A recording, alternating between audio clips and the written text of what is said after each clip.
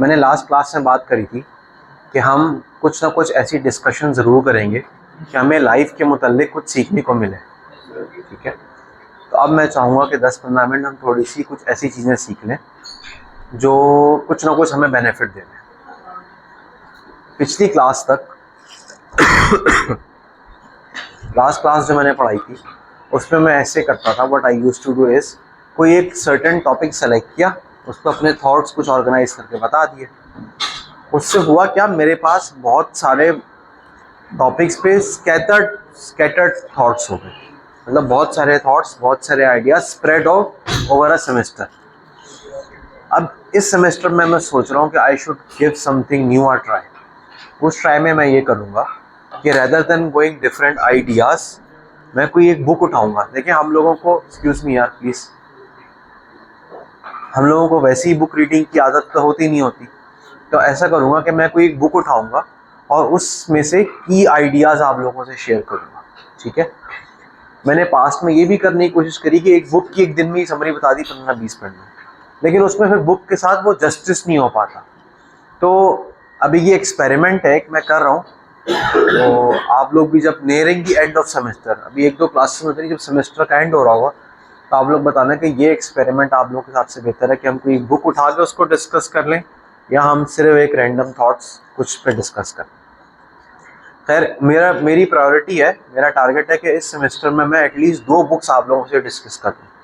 पहली बुक है Fallen Leaves by Will Durant, book का नाम है Fallen Leaves by Will Durant, और दूसरी बुक है Brain Rules by John Medina, ठीक है।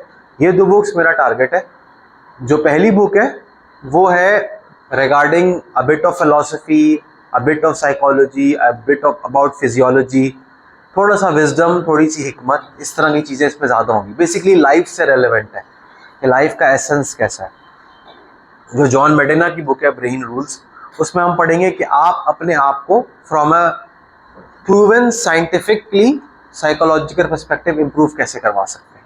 ये पहली बुक जिसकी मैंने एक समरी बनाई हुई है वो है Fallen Leaves by Will Durant. अच्छा, सबसे पहला सवाल उठता है विल ड्यूरेंट साहब थे कौन, ठीक है। विल ड्यूरेंट साहब थोड़े से पुराने आदमी थे, सही है। ये पैदा हुए थे 1885 में एंड ही गॉट, उनकी डेथ हुई 1981 में, मतलब हमसे थोड़ी पुरानी जनरेशन है, ठीक है। बट मैंने इनकी 2 बुक्स पढ़ी हैं अभी तक, मैं इनकी जब भी दोनों बुक्स में ना मुझे ऐसा फील हुआ है कि डायरेक्टली मुझसे कोई बात कर रहा है, कोई उसकी बात जो ना अचानक दिल को लगने वाली बात होती है ना, बिल्कुल वैसी फीलिंग है। इन्होंने बहुत सारी बुक्स लिखी हैं, इसके अलावा फॉलन लीव्स के अलावा जो दूसरी बुक मैंने उनकी पढ़ी है that is the pleasures of philosophy. अगर आप लोगों ने कोई बहुत बैलेंस्ड बुक पढ़नी है with regards to how to see the world, अच्छाई बुराई, एपिस्टेमोलॉजी, ऑन्टोलॉजी, मॉरल रिलेटिविज्म, थोड़ी सी मतलब मज़ेदार टॉपिक्स होते हैं, ये मुझे मज़ा आता है पढ़ के, तो बहुत एक बैलेंस्ड बुक है। खैर, जो फॉलन लीव्स है ये विल ड्यूरेंट की वन ऑफ द मोस्ट, समझे आप, one of the most heavy books consider होती है। एक बंदे ने पूरी ज़िंदगी जो अपनी गुजारी, आप सोचें ये पैदा हुआ 1885 में, जिस ज़माने में बेसिकली लोग घोड़ों पे सफ़र करते थे, और उसकी डेथ हुई 1981 में, 12 ईयर्स बाद जब इंसान चांद पे पहुंच गया। एक बंदे ने मतलब घोड़े की सवारी से लेके इंसान को चांद पे पहुंचने तक को देख लिया, और उसकी ज़िंदगी में 2 वर्ल्ड वॉर्स हुए, तो उस बंदे के पास तजर्बा कितना होगा। जाहिर बात, तजर्बे से आप सिखाते हैं ना, तो उसके पास कुछ ना कुछ सिखाने को ज़रूर होगा हमारे लिए। और एक और बात, हैरत की बात है, हम समझते हैं कि हम ड्यूरिंग लाइफ सबसे जो की काम है ड्यूरिंग लाइफ करते हैं, जब हम जिंदा होते हैं। ये जो बुक थी ये उसकी डेथ के बाद पब्लिश हुई, वो मर गया, उसके बाद ये बुक पब्लिश हुई, और ये एस्टिमेट किया जाता है कि इस बुक को लिखने में उसको 10 ईयर्स लगे। मतलब एक बंदे ने, इतने तजर्बे वाले बंदे ने, इतनी सी किताब है, उसमें 10 साल लगाए हैं लिखने में।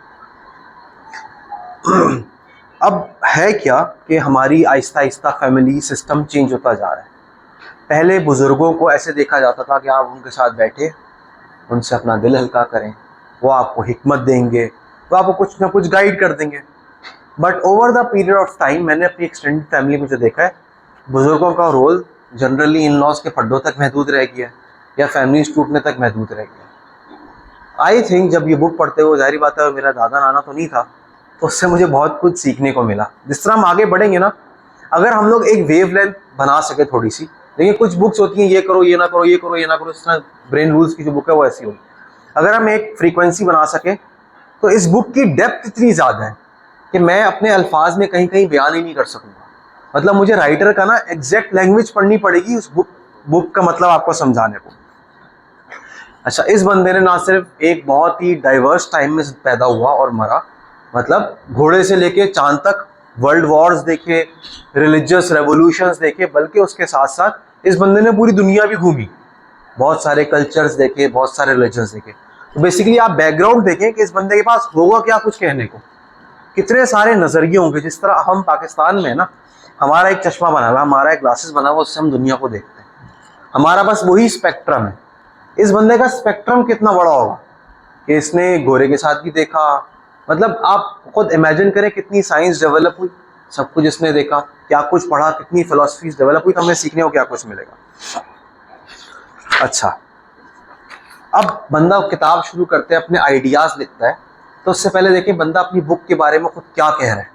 मैं अगर कोई चीज़ पे बहुत मेहनत करता हूँ ना, मैं कोई फाइनेंस का मॉडल बनाता हूँ, फाइनेंशियल मॉडलिंग करते हैं हम, फाइनेंशियल मॉडलिंग करते हैं, मैं कोई ऑडिट रिपोर्ट करता हूँ, तो I feel very proud about it. इस तरह मैं जहाँ कंसल्टेंट हूँ, अगर मैं वहाँ कोई अपना पेपर लिखूँ ना, तो उस पेपर को मैं 100 दफ़ा पढ़ता हूँ और मैं प्राउड होता हूँ उसमें। मैं बोलता हूँ इसमें कोई बंदा एक नुक्ते की गलती निकाल के दिखा दे, मतलब जो कॉन्फिडेंस होता है वो अलग होता है। बंदा अपनी बुक स्टार्ट कैसे करता है? Vanity increases with age. Vanity मतलब एक बंदे की यूजलेसनेस।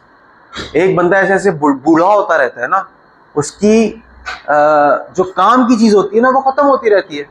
अभी हम लोग 10 काम कर सकते हैं, 10 चीज़ें कर सकते हैं, फिजिकली एक्टिव है, मेंटली एक्टिव है, बोल रहे यार अब तो मैं बूढ़ा हो गया, मेरी तो यूजलेसनेस बहुत ज़्यादा है, मैं तो बहुत बेकार हूँ, और मैं तकरीबन 95 ईयर्स का हो चुका हूँ।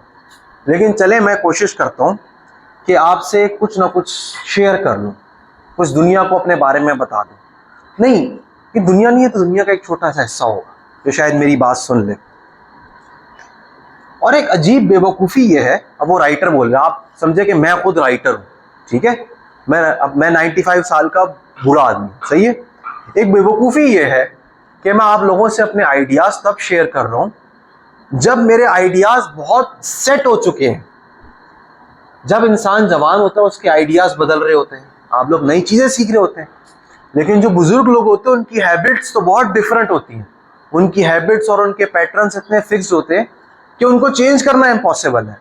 तो बंदा दो बातें बोल रहा है, मैं बूढ़ा भी हूँ और मेरी हैबिट्स भी सेट हो गई हैं, लेकिन मैं आप लोगों से कुछ शेयर करना चाहता हूँ। अब राइटर अपने अनफिल्टर्ड व्यूज लिखेगा। आप कोई भी बुक पढ़े मॉडर्न वर्ल्ड की, अगर आप लोग बुक्स पढ़े, अगर आप में किसी को बुक पढ़ने का शौक हो, तो उसमें राइटर ने ना मुख्तलिफ चीज़ों से जगह जमा करके अपनी बुक लिखी होती है। हम इस बंदे के अनफिल्टर्ड व्यूज लिखेंगे कि ये बंदा दुनिया को किस तरह देखता था। हम ये देखेंगे कि हम जो इस दुनिया में आए, हम जो पैदा हुए, हमसे किसी से पूछ के तो हमें किसी ने पैदा नहीं किया ना, हम बस आ गए। We were pushed without our choice into this world, into this consciousness. मेरी चाहत तो नहीं थी ना यहाँ आने में। यहां से लेके मौत तक का पूरा सफर है, हम एक दफा डिस्कस करेंगे। पैदाइश से मौत तक का हम पूरा सफर एक दफा डिस्कस करेंगे। हम कहीं कहीं फिलॉसफी और रिलीजन के मसले मसाइल भी देखेंगे, और इस नेविगेशन में बहुत सारी बहस होंगे। फलसफे के मसले आज तक हल नहीं हुए। फ्री विल, डिटर्मिनिज्म, रिलीजन कौन सा सही है, ये मसले अभी तक हल नहीं हुए, और ना हमारी इस डिस्कशन से ये मसले हल हो जाएंगे। लेकिन ये ऐन मुमकिन है कि हम एक कदम सच्चाई की तरफ बढ़ जाए। इस क्लास में ये ऐन मुमकिन है कि हम लोग एक कदम मैच्योरिटी की तरफ बढ़ जाए। जिस तरह आप लोग हैं ना, मैं आप लोगों को एक स्टेप थोड़ा सा मैच्योर कर लूँ। आप सब लोग अपने अपने एक सर्टन बैकग्राउंड से हो, पाकिस्तानी बैकग्राउंड से हो, आप लोगों ने जो पढ़ा है अभी तक वो आप लोगों का विजन बना रहा है। मेरा टारगेट ये है कि विजन थोड़ा सा आप लोगों के लिए इस बुक के थ्रू ब्रॉड कर सकूं। Got it? क्लियर? अच्छा, अब आप देखें, अगेन राइटर अपनी ह्यूमिलिटी बताता है। हम जो डिस्कशन करेंगे ना, इससे आप लोग कोई नई फिलॉसफी नहीं समझना सब कि हम लोग कोई नई फिलॉसफी बना देंगे, कोई ना कोई रेवोल्यूशनरी चीजें लेंगे, ऐसा कुछ भी नहीं।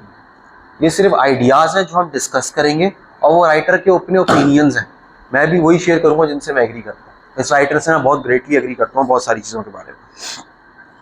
अगर आपको इस किताब में, इस डिस्कशन में कुछ अच्छा मिलता है तो that will be purely unintentional.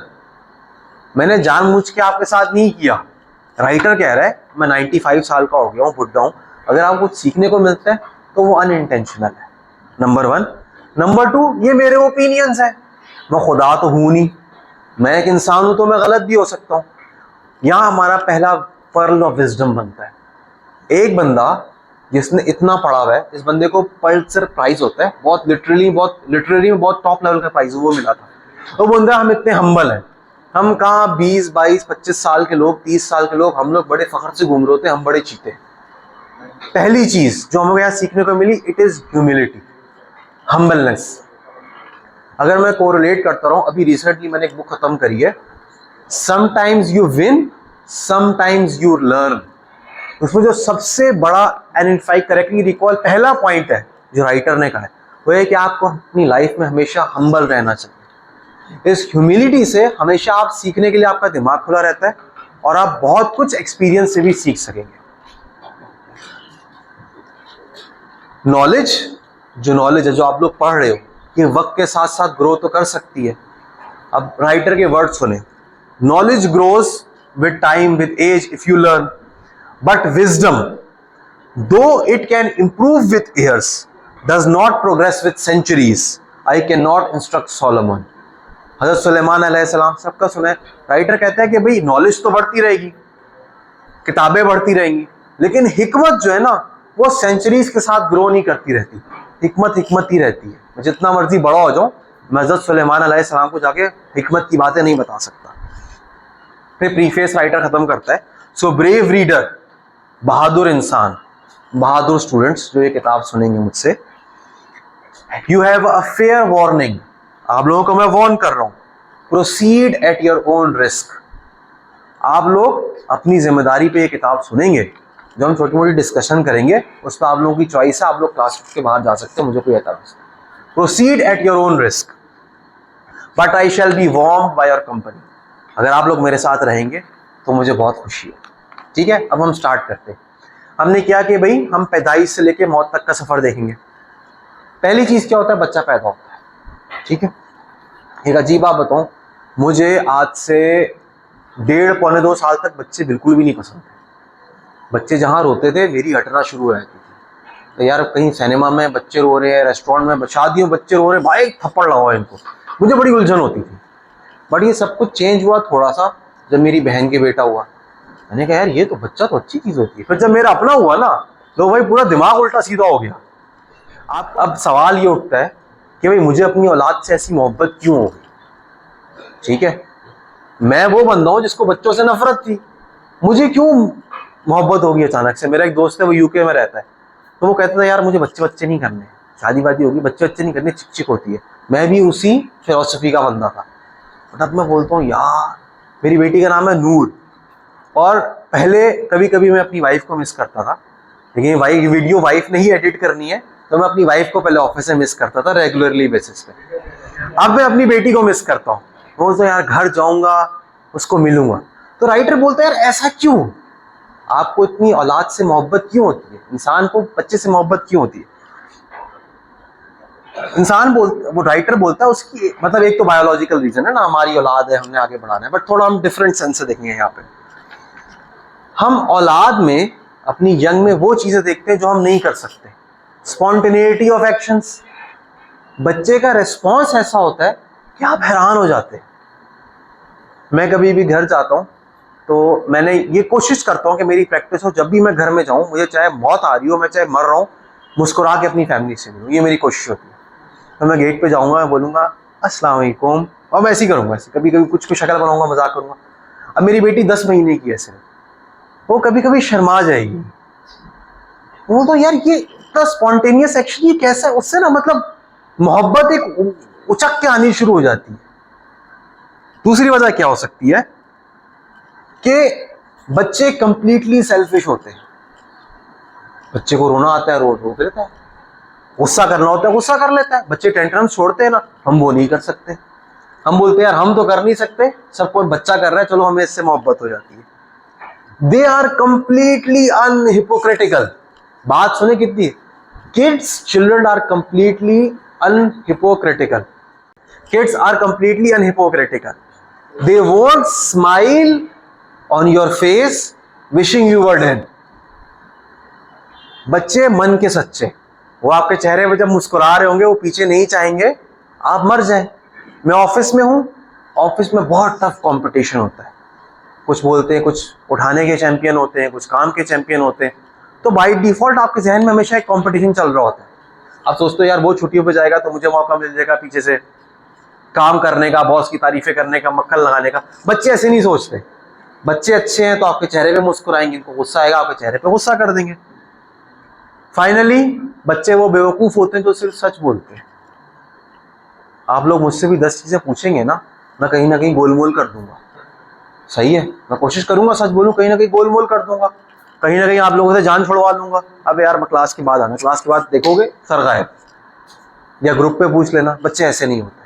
ये कुछ फैक्टर है जिनसे बच्चों की तरफ बाय डिफॉल्ट मोहब्बत होती है, और जब आप लोग बड़े होंगे, आप लोगों के बच्चे होंगे, आप लोग भी देखोगे ये अनयूजुअल चीजें हैं जो अब पता भी नहीं चलेगा आप लोगों को। अब एक कमाल बात क्या है, जब बच्चा पैदा होता है ना, बिल्कुल नया पैदा होता है, उसकी आंखें ही बंद होती है। लाइफ का मौजज़ा देखिए आप, ये वो चीज़ है जो ना देख सकती है, ना सुनने को समझती है, ना कुछ परसीव करती है, उसको सिर्फ शायद अपनी माँ की खुशबू पता होती है, दैट्स ऑल।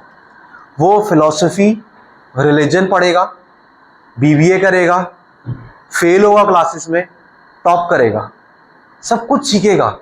ये क्या कमाल चीज़ है यार। आप सब लोग उसी फेज से गुजरे ना, आप सब लोग का अपना बचपन याद है।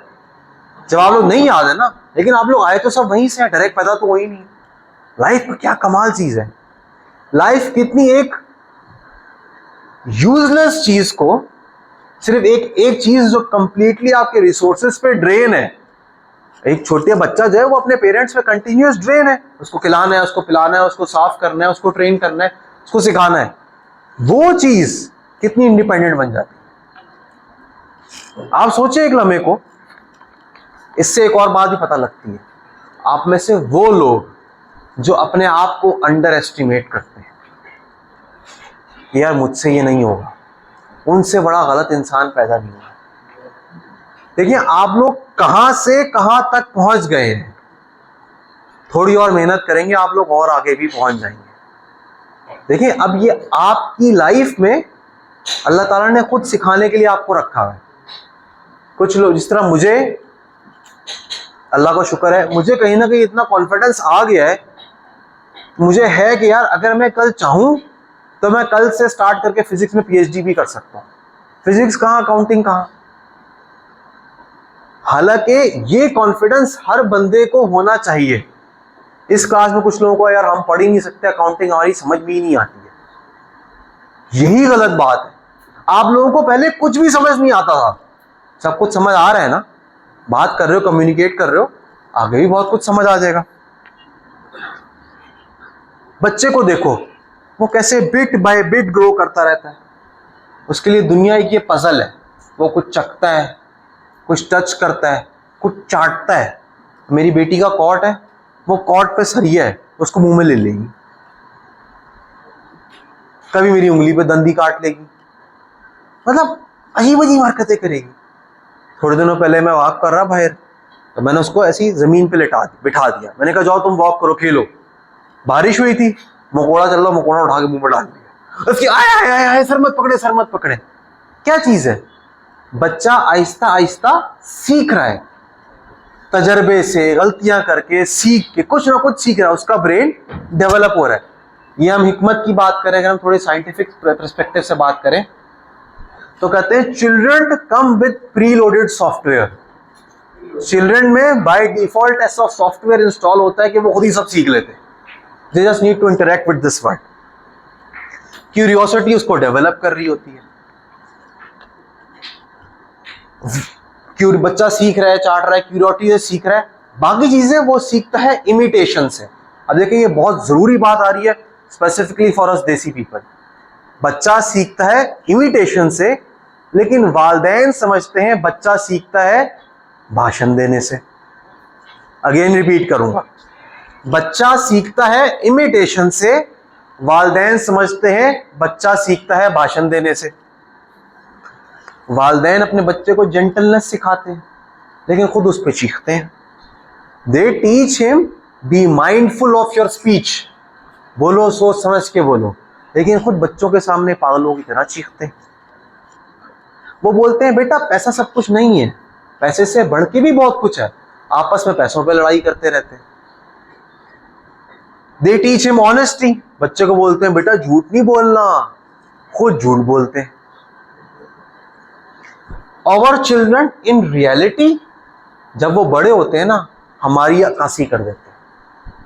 जब आप लोग बड़े हो गए ना, आप लोग भाषण देते रहो, आपके बच्चे करेंगे वही जो आप लोग कर रहे हो। मैं अपनी वाइफ को कंटिन्यूअसली और मैं खुद भी एक बात कहता हूँ, यार देखो हम उसको समझाते रहें, 10 समझाते रहें, मैं भी बहुत कमज़ोर हूँ, कोई ऐसा परफेक्ट नहीं है। इनफैक्ट आज मैं अपनी बेगम को यही बोल रहा है, यार हम 10,000 वीडियोस बना लें, फ़ायदा नहीं अगर हमने उसको खुद अमल नहीं करना। अगर आप लोग कहीं ये समझते हो ना मेरी लाइफ बहुत आइडियल है, तो आप लोगों को मेरे मसले नहीं पता, मेरी टेंशन नहीं पता आप लोगों को। But we learn, we apply jointly. आप लोग वो काम करो जो आप चाहते हो कि आपकी फ्यूचर जनरेशन में आए। अगर आप लोगों के डायरेक्ट अपने बच्चे, तो ऑब्वियस बात नहीं है, फ्यूचर में तो होंगे ना भाई। वैसा बनने की कोशिश करो, वो क्वालिटी जो आप चाहो कि आपकी फ्यूचर जनरेशन में आए। अगर आप चाहते हो कि आपकी फ्यूचर जनरेशन सच बोले तो सच बोलो। अगर आपके बहन भाई के बच्चे हैं, उनके सामने ऐसा रोल मॉडल बनो कि वो देख के बोले यार चाचू क्या चीज़ है हमारी, या खाला हमारी क्या चीज़ है। Be good role models. ये जो बच्चा होता है ना, ये बिगिनिंग और एंड है फिलॉसफी के। हम जितनी मर्जी फलसफे लगा लें, जितनी मर्जी लॉजिकें लगा लें। एक मैं टेड टॉक देख रहा था, उसमें उसने बोला कि मुझे जो खुदा नजर आया, जो मुझे खुदा नजर आया वो बच्चे की पैदाइश में नजर आया। मतलब आप सोचे ना, कोई तुक बनती है, कोई कुछ समझ आती है। आप जिस तरह कंप्यूटर है, इसमें एक सॉफ्टवेयर है, ये सॉफ्टवेयर इतनी हकीर चीज में इतना पावरफुल है कि वो इतना स्ट्रांग बन जाता है कि कल वो पीएम बन जाएगा। कल वो वही सॉफ्टवेयर बमबारी भी करेगा, टेररिज्म भी करेगा, अच्छाई के काम भी करेगा, इकरा में पढ़ाएगा भी, इकरा में पढ़ेगा भी, स्टूडेंट से गालियां भी सुनेगा, शायद कुछ से तारीफ भी ले ले। और ये हम सब चीज़ों पे, हम सब पे अप्लाई होता है। ये सब चीज़ें आपके लिए भी हैं। अच्छा, अब फाइनल जो ये यूथ का चैप्टर है ना, बचपन का, ये ख़त्म होता है। मेरा ख्याल है मैंने आगे एक और टॉपिक बनाया था, लेकिन childhood may be defined as the age of play. ठीक है, childhood may be defined as the age of play. Therefore, some children are never young and some adults are never old. जो बचपन की बात करी वो है खेल कूद की उम्र है, जिसकी वजह से कुछ बच्चे कभी बच्चे होते ही नहीं है बेचारे, बचपन से जिम्मेदारियां पड़ी होती हैं। और कुछ ऐसे होते हैं जो बूढ़े होके भी जवान रहते हैं, ये वो तब भी खेल कूद में लगे रहते हैं। सही है, ये हमारा पहला चैप्टर था। इसके बाद है यूथ पे बात। सही है, यूथ पे मेरा ख्याल है आप लोगों से बहुत ज़्यादा रेलेवेंट होगा। बट आई थिंक कि कुछ हमने कुछ ना कुछ ग्राउंड बना लिया है कि हम आगे किन टर्म्स पे बात करेंगे। यूथ में फिर क्या होता है, क्या डिज़ायर्स होती हैं, प्यूबर्टी, मैरिज, लव, रिलीजन। अभी हमने बेस सेट करी है। हमने बेस क्या सेट करी है, आप सबकी पैदाइश हुई है, आप सब में सॉफ्टवेयर है कि आप लोग बहुत कुछ सीख सकते हो, और सॉफ्टवेयर से आप लोग सीख रहे हो थ्रू इमिटेशन। आप लोगों को मैं एक अजीब बात बताऊं, जब पहली ही दफा मैंने अपने फादर को वीडियो कॉल पे सुना, मैं बोला यार ये तो मैं बिल्कुल उनकी तरह बोलता हूं। मेरे अपने बॉसेस को डील करने का तरीका अनजाने में बिल्कुल उनकी तरह है, उससे मेरी आवाज बिल्कुल उनकी तरह हो जाती है। ना चाहते हुए भी बहुत कुछ इमिटेशन से आ रहा है। यही वजह है जिसकी वजह से कुछ तरफ एथियस्ट हैं, डैन बार्कर, वो बोलता है मुझे नहीं लगता हमारे पास फ्री विल है। खैर वो एक सेपरेट टॉपिक है, लेकिन आप लोगों को बेस बताइए कि आप लोग पैदा हो गए अनवांटेड इस दुनिया में, बगैर चाहते हुए इस दुनिया में पैदा तो हो गए आप लोग। फिर आप लोगों ने कुछ सीखा। अब नेक्स्ट क्लास में इंशाल्लाह हम बात करेंगे, आप लोग बड़े हुए और उल्टे सीधे ख्यालात आप लोगों के जहन में आने लग गए। ठीक है, चलो थैंक यू। ठीक है, अब हम आएंगे। Thank you very much, thank you.